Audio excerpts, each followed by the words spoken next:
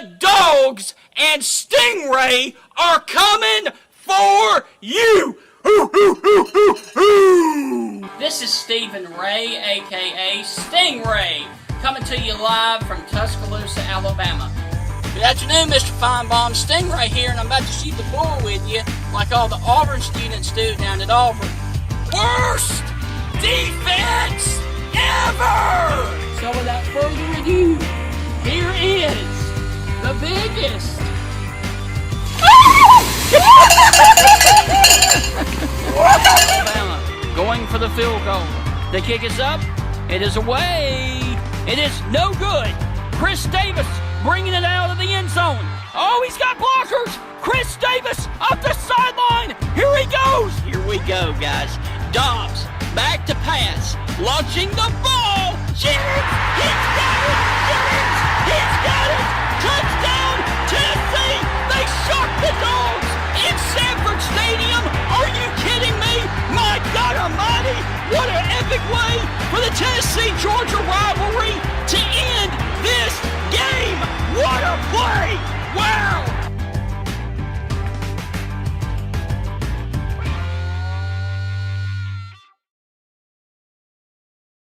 Welcome inside another exciting edition of the Stingray Show, everybody. I am your host, Stephen Ray, and today on Stingray Show, we are showing part 2 of the Tim Brando interview. Now, part 1 we showed a week ago Friday, and we're showing part 2 today. And today on the Stingray Show, he is going to talk about some of his greatest broadcast partners, some of the greatest games he's called, plus what it means to him to be inducted into the Louisiana Hall of Fame. But before we get to our guest, let me go on ahead and pull up my co-host, Heath Hopkins. Heath, how are you doing today, sir?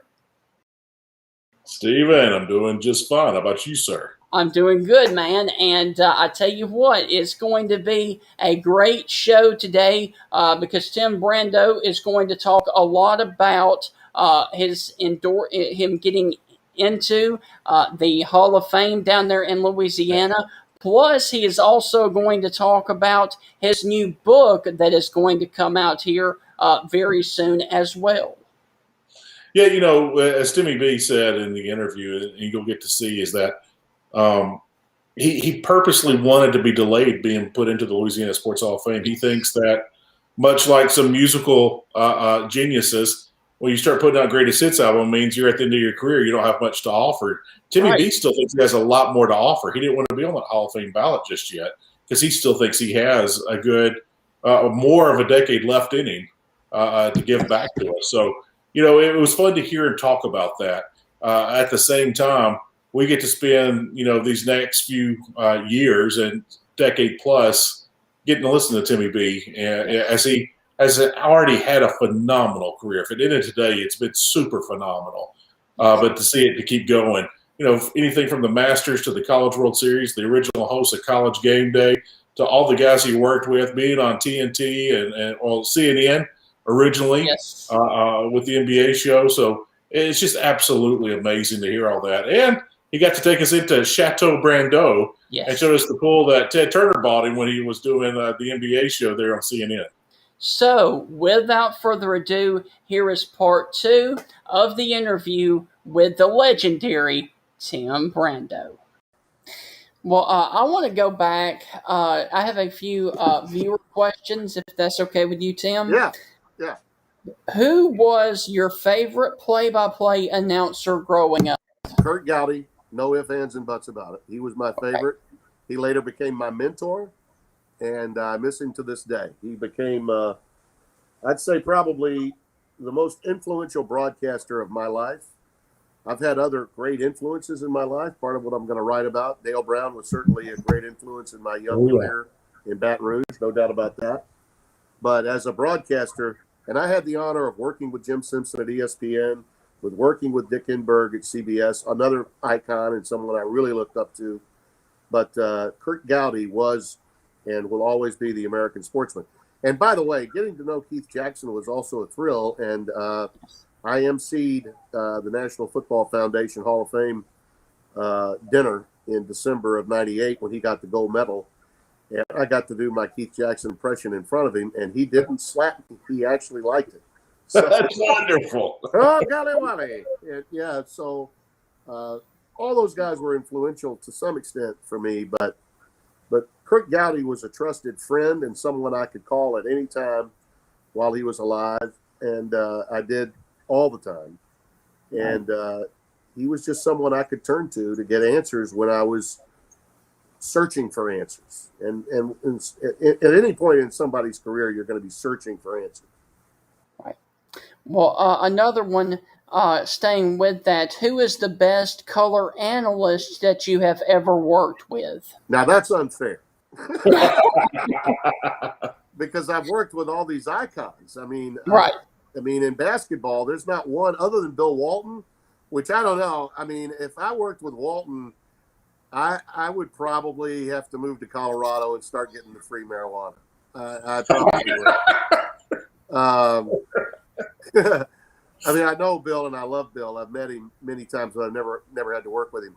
I mean, I worked with Al McGuire. I worked with Billy Packer. I've worked with Bill Raftery, still do. Right. Worked with, Dick Vitale, Larry Connolly, Lenny Elmore, Dan Bonner, Mike Jaminski. I mean, the hits go on and on. I mean, there's just so many that it's not fair. In basketball, I will tell you the most joy that I ever had was working with Al McGuire. I got more joy from being with Al McGuire, doing a game that involved the team going to the Final Four. The winner went to the Final Four. That was a thrill.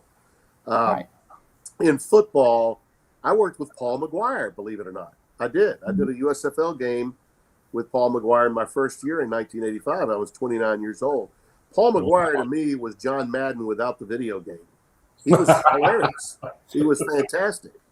And, to have worked with Spencer Tillman for all the years that I have, we're like brothers. We're like salt and pepper. But I've worked with a lot of others in football that have been just outstanding. I got a chance to do an NFL game.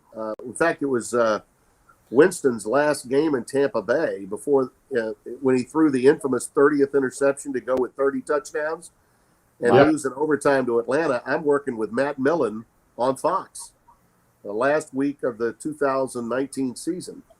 And working with Matt was a thrill. Matt Millen, before he became an executive with the Detroit Lions, was next in line to John Madden at CBS. So that's just unfair. I can't answer that one other than to say I feel blessed that I've never worked with anyone that I felt I didn't like and they didn't like me. I'm really happy for that because I've heard through the years from some of my friends some real horror stories. What about how much prep work goes into getting ready for a game? I really don't think as much about it because I live the life. I don't work it. In other words, when I get the assignment, I'm so into football, so into college football that I don't even think about it. I just do what I'm always doing. Now, I have to get the lineups, and I get the information from my research staff that we have, and then I begin doing my board on Monday. I actually begin, once I get the assignment on Monday, usually we get the call around noon on Monday to find out where we're going to be a week from Saturday.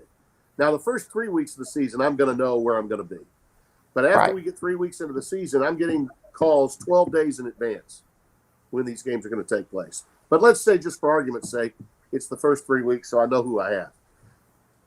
I will spend Monday putting together the skeleton of my depth chart, which is just name, number, and everything's color-coded.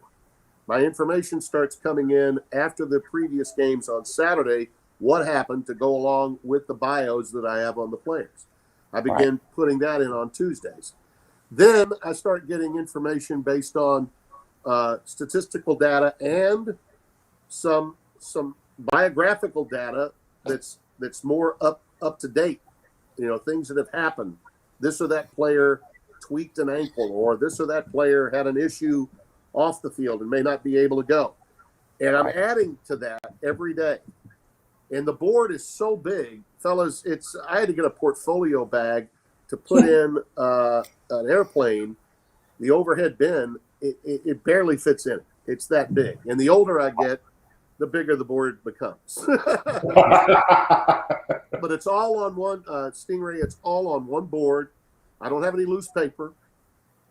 And by the time I get to the game, the board is basically used only for my spotter to spot who made the tackle, who deflected the ball, who recovered the fumble, who scored the touchdown. Because I've done so much during the course of the week, every day, that I've pretty much committed everything that I've written down on that board to memory. Right. A lot of young guys today are using their computers, basically their laptops, because they grew up in the digital world. I didn't. I grew up getting a sporting news and putting information into a folder, a file folder, and writing it all down. So if I don't write it down, then I'm not committing it to my memory. So I have to do it that way. I get some information that's sent to me that I might put on the board and tape it down underneath some information so that it's all right there. And if I want to turn to a story and talk about it, I know it's there if I need to read it. But generally speaking, I've already committed it to memory anyway. Well, I've got 3 questions left, if that's okay. The first one is, what is the most exciting game that you have ever called? Gosh. Well, that game with McGuire in 98 was Stanford and Rhode Island. Rhode Island had a 6-point lead with 57 seconds left to play. Right. And lost the game. Mark Madsen got a dunk off a steal by Arthur Lee with about 15 seconds left. They came out of nowhere. Al McGuire is saying, you got to foul right away. You got to foul right away. And boom, the ball's stolen. I'm like, oh, Madsen, count it, and a foul. And everything changed. And it meant a ticket to the Final Four. So that was pretty exciting. Now, it wasn't a buzzer beater, but it meant a lot. The team was going to the Final Four. The buzzer beaters have been incredible. The Butler did it again in 2011 on a tip-in by Howard to send Butler past the number 1 seed Pitt. Corey Lucius at the buzzer in 2010 for Michigan State beats Maryland with Gravis Vasquez. Vasquez thought he won it on a running layup, and then at the buzzer, Corey Lucius wins it. There's so many buzzer beaters in my background. I had a great one in the Duke Carolina game when Austin Rivers drained a tray. You may have seen that one. Austin Rivers drained a 3-pointer at North Carolina. They came from 11 down to beat UNC in the Battle of the Blues. I want to say that was maybe 2012, if memory serves me correctly. So, gosh, that's a lot. And in football, I had 3 just 2 years ago. We had 3 games with the storming of the field. 3 games ended in a row. The kid that played in Jacksonville last year that had the mustache, I'm trying to remember his name now, went to Washington State, played for Mike Leach. Yeah, Minshew. Gardner Minshew put on a show, and game day was there that week. They were playing Oregon, and they beat Oregon at home. And Gardner Minshew put on a show that night, and that was an incredible game, a very exciting game. And Washington State won it convincingly. But then right after that, we had Iowa State at home, sort of one of those moments where you say, oh, my God, this is Iowa State. They beat an undefeated West Virginia team that was ranked 6th in the country in back-to-back weeks. So that was pretty incredible, too. So there are moments that you'll never forget, but there are, for me anyway, not one game stands out over another. Just to backtrack a second, even though everybody doesn't watch digital golf, okay? Right. But I did the Masters on Masters.com for 4 years, and Bubba Watson's first when he won with that miracle hook shot that he hit out of the woods in a playoff, to be there at Augusta, to be there for that. I will tell you, since I left CBS, people ask me about missing the tournament. I think the tournament that I miss the most is the Masters. Having a free front row look, even if it's just on digital. A lot of people are watching digital golf now. Oh, So I really miss being at Augusta National. Right. You know, when you're doing the tournament, when you're doing the NCAA tournament, you have so much to do. You have so many games to call. It is very easy to forget it. You get through with one game, here comes another one, and another one, and another one. Yes. And then you turn around 2 days later and you do 2 more games for the winner to go to the Sweet 16. Then all of a sudden, 6 games in 72 hours, and it's like poof. If you're not working the second weekend, and I got to work the second weekend a couple of times, which was great. If you're not working the second weekend, you sort of leave the NCAA tournament feeling a little like, gosh, it's over that fast. There's not more for me to do. Whereas when you go to Augusta National and you're there for 4 days and you're sitting there and you're doing like 12 hours of golf commentary, but you're getting to watch great shots, you remember that a lot more. You know what I mean? It's like I'm calling it, but I'm also remembering it. When you're calling fast-paced college basketball and doing it rat-a-tat-tat, it's over too quickly sometimes. Yes. I tell people I enjoy watching the tournament more than I ever did calling it. You know? Because I couldn't enjoy all of the great moments. It was wonderful to be a part of it. Don't get me wrong. My 18-year run was great, and but I don't miss it the way some people think I should. Right. Well, I know that you As we fade to black here at the Chateau. Fine, man, you're fine. I hope that's okay. Yeah. You worked with the legendary Dave Neal for a little while there at Jefferson Pilot, I believe. Can you Dave tell us? Dave was our sideline guy for a period. Just as Bob Kessling was. Yes. Can you tell us? Hang on, Steven. Terry, I didn't tell you about this. I worked with you one time. I was actually a student, Mississippi State, JP game, and I got partnered. I was either going to get partnered to, I guess, be your errand boy. And last second, Bob Kessling grabs me. Didn't know who I was. He goes, "Hey, you're with me today. Come on." So I worked with Bob that day, and he gave me his rental car. I'll save that story for another time. What happened to that rental car? Wow. Let me guess. So the game was in Starkville, right? 1996 or 7, yes. Okay, so it was either. I'm going to say it was either LSU or Alabama. I was thinking it might have been Auburn, but you know what? If it it could have been Auburn too. That's right. Yeah, it could have been Auburn too. I want to say I'm almost certain it was Auburn. Okay, it was Auburn. Yeah, because I remember seeing Terry Bowden. I'm 5'8", and I looked down. I was like, "Wow, he is a lot shorter than me." Yeah, he really was Buster Brown back then. Yeah. Sorry, Steven, go on. You're good, man.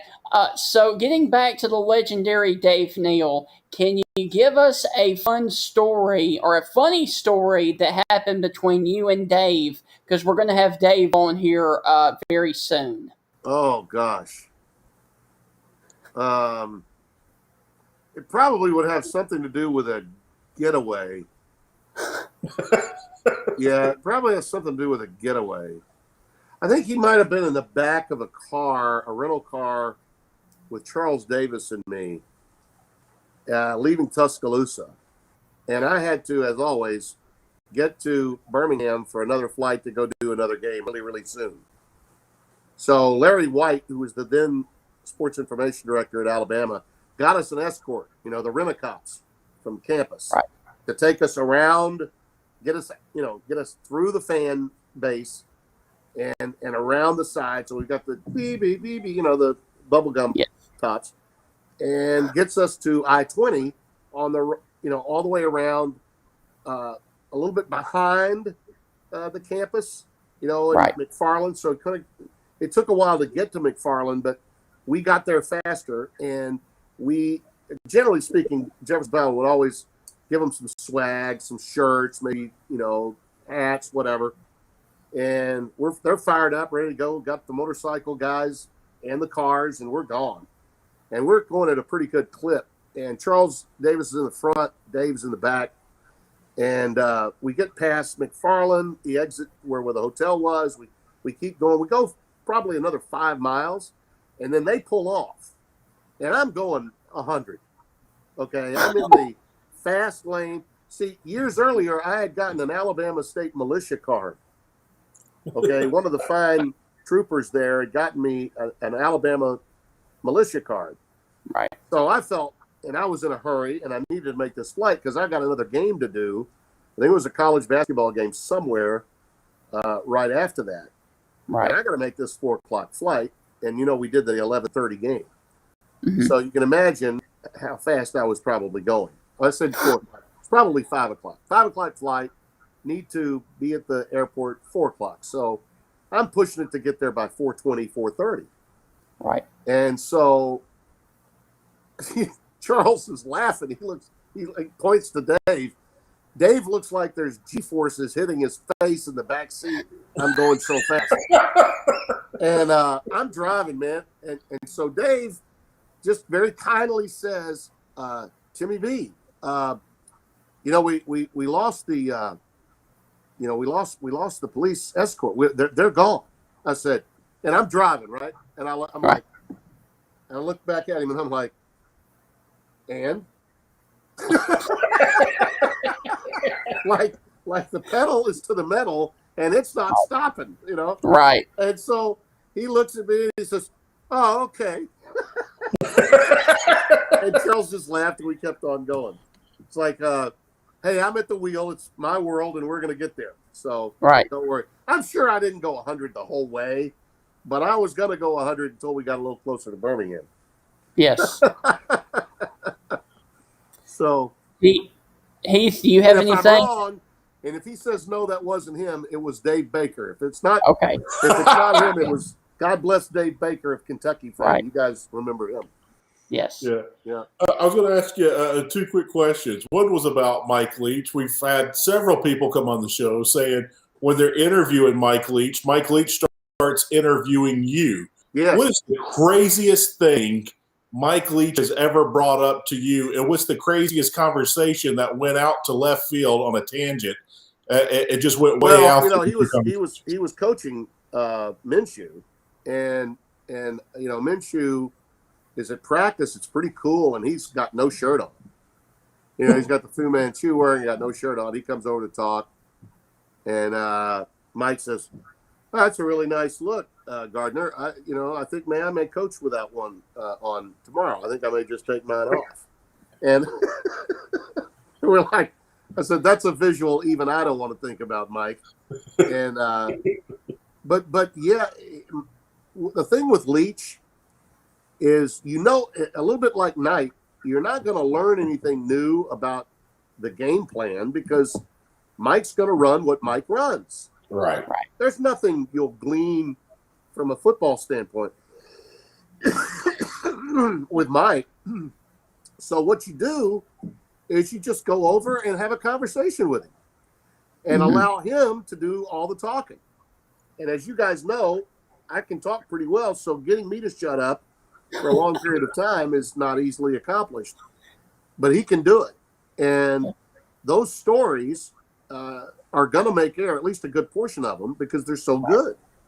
Right. When Mike begins talking about the history of warfare and ninjas and all that, it's like, oh my God, he's probably the single most intelligent head coach. Okay, yes. I'm not talking common sense. Okay, right. But I'm just talking about the depth of his knowledge in all areas of life is maybe greater than any other coach I've ever been around. So when he gets to going about certain topics and then he relates them back to football, I mean, I know a lot of times he's going way over everybody else's head, but if you can just let yourself go and stop thinking about, well, we're supposed to be talking about football here. Just let him go. Eventually he's going to walk into something that is pretty incredible. You just need to let him keep talking. Eventually he's going to come around to saying something that bears repeating. So that's the way I always handled Mike whenever I dealt with him. And I dealt with him at every stop he's had. My favorite conversations with Mike were at Kentucky when we were talking about Tim Couch and that offense when he was working for Hal Mummy. Because, those days, 96, in that neighborhood, 95, 96, when they were together, that was pretty incredible stuff that was going on back then. Very incredible. Very incredible. We had Jackie Sherrill on the show earlier this week, and he was telling a Lou Holtz story. And of course, you shared a wonderful Lou Holtz story with us last time you were on there and showed that wonderful picture and again, told that great story. Yeah. But I asked Coach Sherrill, and Coach Holtz is my favorite coach of all time. But I asked Coach Sherrill, is he really just, a hack on the golf course? And Coach Sherrill said, no, he's actually a great player. And Lou always downplays himself like he used to downplay his teams at press conferences. Right. But what is your impression of Coach Holtz on the golf course, and what's your favorite golf course story with Coach Holtz? I said, we'll play a little bit faster. She says, well, if you can't keep up, you can just go inside to the 19th hole. Just get me it'll be a martini and with olive. You're gonna play. We're gonna play at my speed. And I did. Yeah, I played. Holtz is everybody. At the time I played with Holtz, he was probably second only to Spurrier in terms of a coach playing golf that I've ever been with. That's what Coach Sherrill said. Yeah. He just played really, really fast, and didn't. There's an old story about golf. You're going to be better at golf if you stay in your natural habitat, which for Lou would be talking. So he's talking while the ball's in flight, before it lands, as it lands, and he just keeps on going, and you have to keep up with him. I did want to tell you about Jackie, though, since you brought him up. I went in to see Jackie at A&M before he came to Mississippi State. I'm doing a Texas A&M game. The game was at A&M. And I walk in with Dooley. Dooley's doing the game with me. This is in '89. The Wrecking Crew days. Yeah. Yeah. And you remember that was also the year, you might recall, maybe it wasn't the year. It wasn't '89. It had to be sooner than that because it was out by then. It was like '87 maybe. '87. And I was working with, Corso. I worked with Dooley in '89, but in '86, '87, right in there when I was doing game day, you remember they had the Hurricane Bowl. Remember the Hurricane? Oh, yeah. We talked about that. And then it didn't get there, and he and Curry had this big blow-up because Hurricane Gilbert went in a different direction. Well, they moved the games. A&M played Texas, and then they played Alabama. And after that, and Auburn played Alabama, but then Alabama played Texas A&M on a Thursday night after the Iron Bowl. Okay, and Curry and Jackie are at each other's throats all week, and going back to what happened earlier in the year, Curry was playing I'm not taking my team into peril, and of course we sent Corso there for game day, and it's sunshine and blue skies, Right. And Alabama wound up winning the game, as I recall, but I got in there earlier in the week and went into Jackie's office, and John David Crow, right? Springdale, Louisiana's finest, the old coach at Northeast. He's the AD. So I'm talking to John David, and John David knew my dad. He was a sports writer, helped make John David All-State in Louisiana. And he says, well, let's go see Jackie together. I want to tell him about your dad. So I go in there with him, and Jackie says, well, really? He says, I didn't know that, Tim, about your dad, and I didn't know. You helped John David. John David said I couldn't have won the Heisman if I hadn't been All-State because Bryant wouldn't have recruited me if I hadn't been All-State. And there weren't nearly as many sports writers in North Louisiana as there are in South Louisiana. So old Hub Brando helped get me All-State. So I owe this kid right here a ton of things. So Jackie's like laughing a little bit, and he says, well, you know what? I need to make you a little something, a little gift. I said, okay. He says, you have any kids? You have any children? And I said, yeah, I got a little, at the time, 3 or 4 year old daughter. He says, well, okay, does she have a dog? I said, yeah, she has a little a little poodle. We have a poodle." He said, "Well, hang on a second." He opens up his desk and he starts blowing up balloons, and he makes a balloon poodle right before my very eyes, and I couldn't believe it. He made it. I'm talking about a damn good poodle. I mean, it was. You would have thought he was an act on the Ed Sullivan Show. He was doing it. I said, "Well, can you make something else?" And he made it.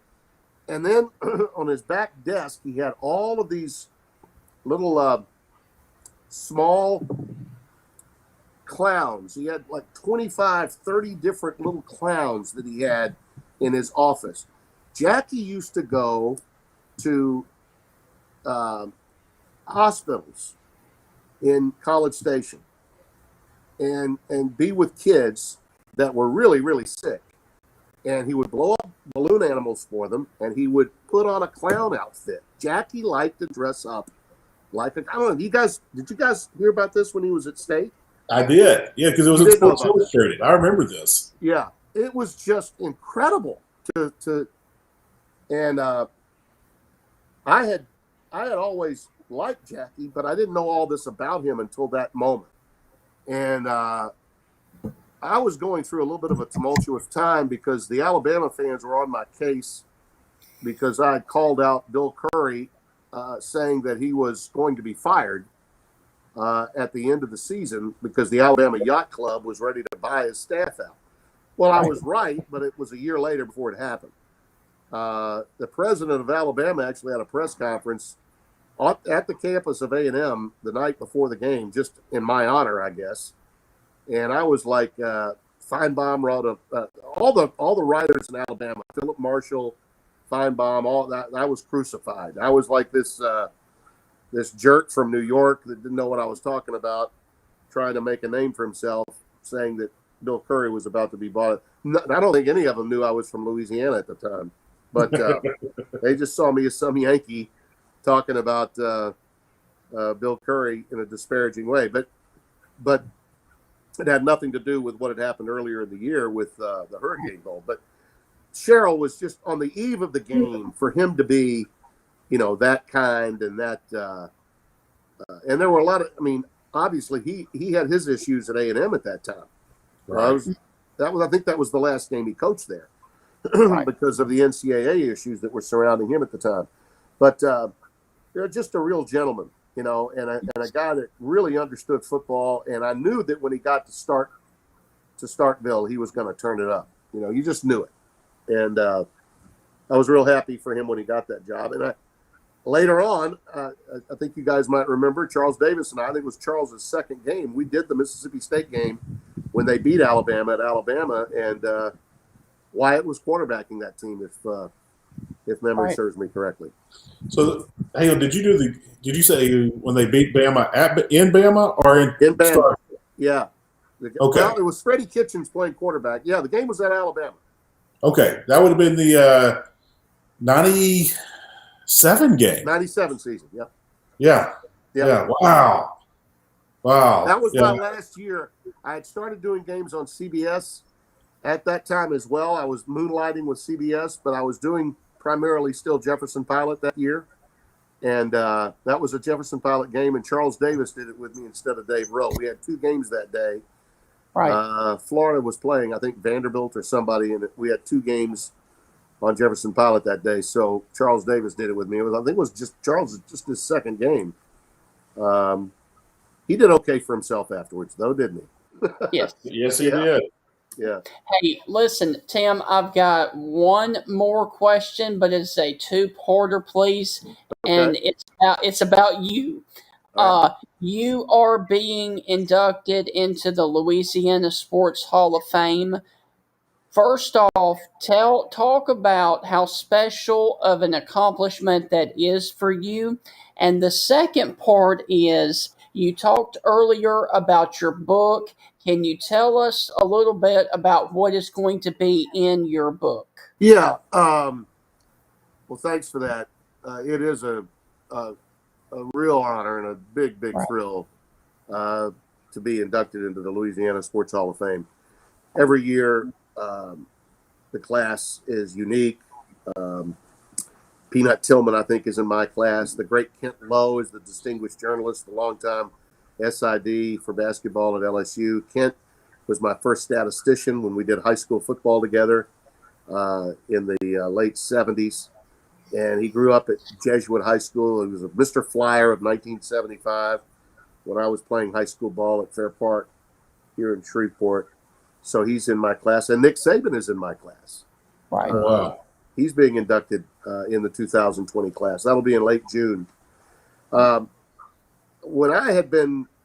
they had reached out and said that I was going on the ballot a couple of years ago, I was like, when you start talking about Hall of Fame, that there's that connotation, I think, that maybe you're nearing the end. And I know that I'm no spring chicken, but I still have a lot of tread left on my tires. So I wasn't really that enthused about being considered this iconic type that was ready to, sail into the Love Boat for the rest of his life and give up calling games. And that's what normally happens when you go in the Hall of Fame. I don't know why my wife, what little light she just turned off. Hang on a second. Okay, all right. Give me 1 second. Hey, man, by the way, that's an awesome looking pool back there. Yeah, it is. That is awesome. Reminds me of the old Monday Night Football. Danny Don Meredith. Turn out the lights. Yes. The party's over. We'll fix this. Okay. We'll just move. We'll just move ahead here at the chateau. There you That's go. awesome. Whatever light I had was gonzo. Right. That is awesome, man. A little better, I think. Hang on a second. Yes. Yeah, that works. So usually what that means is you're near the end. And I said, can we keep me off the ballot for a while? The sports writers and a few other people vote on it. So, and there's a lot of great broadcasters that, have been at it, like, Jack Crystal types that have been doing it for 47, 48 years in Louisiana. I said, let's take care of them. Well, this year they decided that, and this was really what makes it extra special for me, is that they have an award called the Distinguished Journalist Award, which Kent is getting, and another for one of the great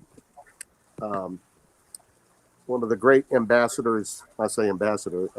That's the award they're giving me. But the founder of the USFL, you might recall, Right. is from New Orleans.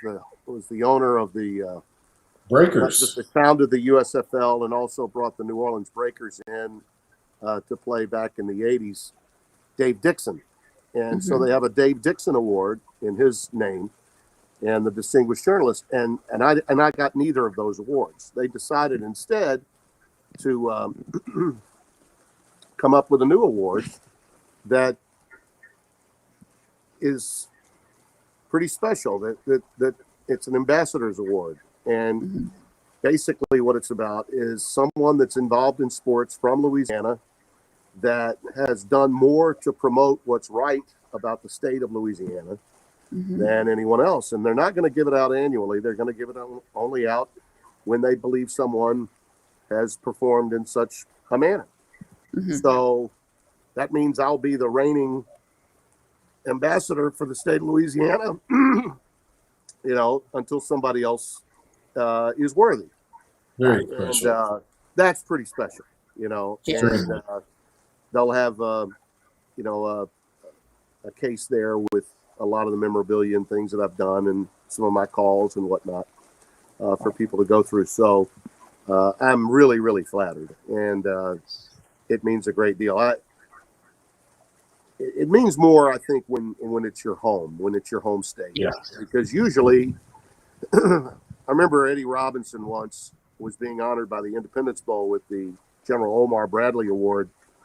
And I'd known Coach Rob a long time. He had received, medals from presidents and all. I went into his office one time, and he had so many awards in his office that I thought I was walking over lampshades.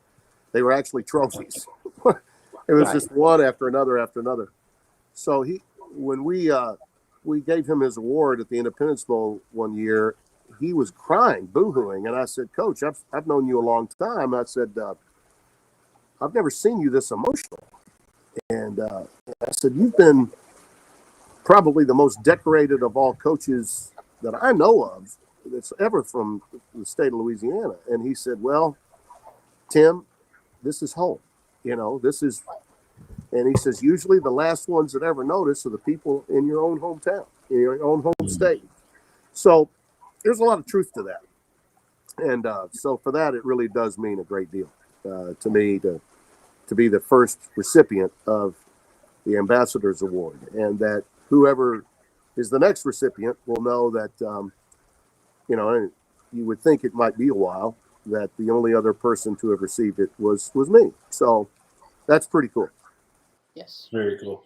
Tim, my question is, what joke or story are you going to tell first when you're inducted into the Hall of Fame? Well, I think they've controlled that. They're doing a television show. So, and it's a Q&A, I think, with Ken. So I'm screwed. I don't get to tell any jokes. But I do host an event in the afternoon. I'll get all my jokes in then. So that's we'll get there eventually, Stingray, there was a second part of the question. You asked me about the book. The book. Yeah, I am working on a book, and the name of it, I can tell you the title. It's going to be On Brando. Awesome. I do a little piece every week during the college football season that foxsports.com puts out. Mm-hmm. And we called it On Brando because I've never not had an opinion. And I've never, I've always had an opinion. Yes. And I've always had something to say. But I've never really talked at great length about, how to go about navigating our business. Right. And I've been doing this now, this coming fall, September 10th of this year, 1971, September 10th, I did my first high school football game with my father. Right. And so this fall in 2021, I'll be in my 50th year calling football of some type, whether high school, college, or pro, whatever. And to think that I'm 65 years old and that I've been doing this now for 50 years, that's longer than I've been married. That's pretty incredible. Right. So a lot of my friends and associates said, you really ought to, you've got a lot of stories and you also got some points to make that maybe people might listen to. So you need to do this. And it is the reason why I have pulled off Twitter and Instagram today. And this will be the last interview I do for some time until we get close to football in the summer.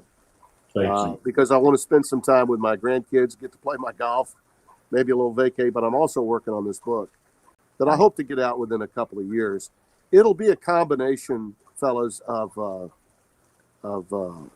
what not to do to be successful in our business, what to do to be successful in our business, and some memories, some memoirs, if you will, of some things that happened. And most recently, going through a season of football and basketball during an international pandemic and how we were able to navigate our way through that. So some current events, but we'll also go way back in time. Right. And just like listening to your questions that you got from some of your fans, Steve, mm-hmm. It's how did you do this? How did you get there? How did this happen? People want to know. Right. How did you manage to get where you are? Not all of them know that, I was 8 or 9 years old traveling around the country singing songs with my dad and performing on a bandstand in Harmon, Newfoundland and Goose Bay, Labrador and the Azore Islands, or that I was on TV when I was a kid with my dad. And that I called a high school football game when I was 14 years old in 1971. And so in a lot of ways I was blessed.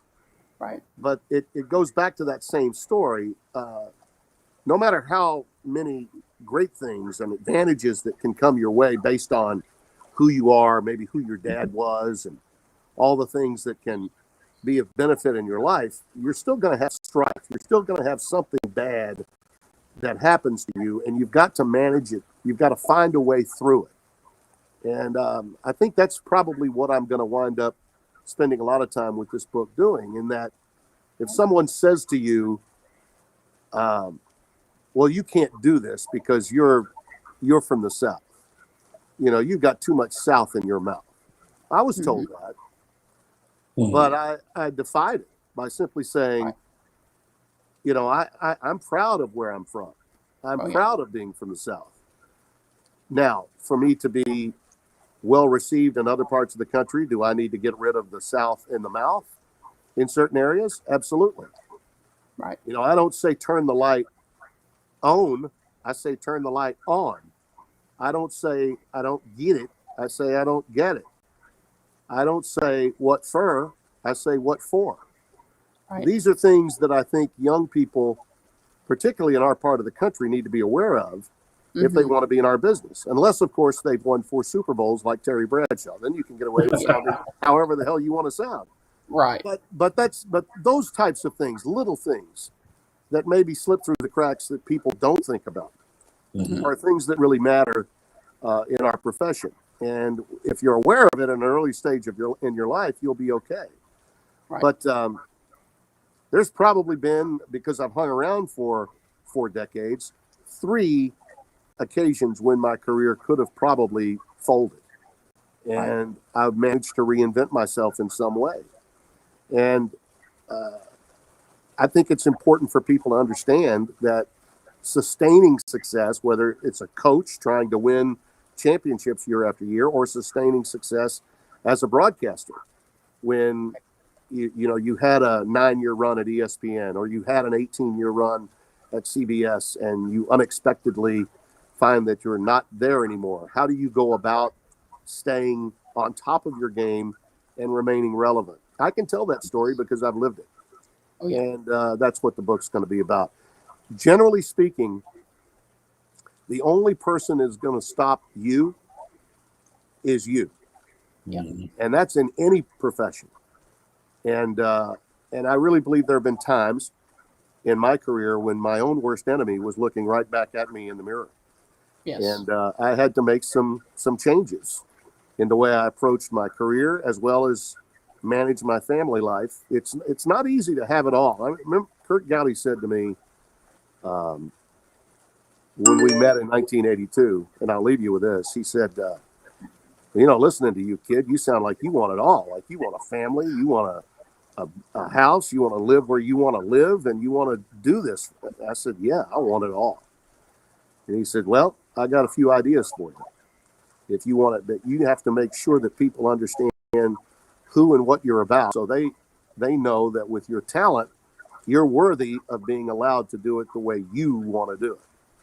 And I've managed to do that. That balance between professional and career life is a very difficult balance in a career choice like sports television or media in general. It's a very competitive business. So I hope to cover all that ground with the understanding that every mistake that was made was my mistake, not anyone else's. Yes.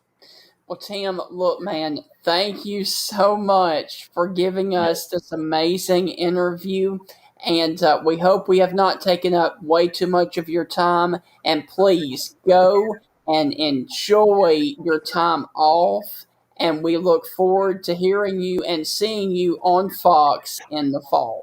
And thank you. Tim, great being with both of you. It really was. Thank you so much, Tim. I've never requested anything on this show. I want to ask for 2 things. Right. Please join us before football season, but you will. Absolutely, please send us that book before it's released. We'll do anything and everything we can to get it promoted for you. But I heavily look forward to that book. I'm a big reader. I absolutely look forward to that page turner when it comes out. You got it. My pleasure. And thanks for enduring the blackout here at the Chateau. You're fine, man. So, hey, go enjoy yourself, man. You deserve it. All right. You guys take care. All right. Thank you. Thank you, sir.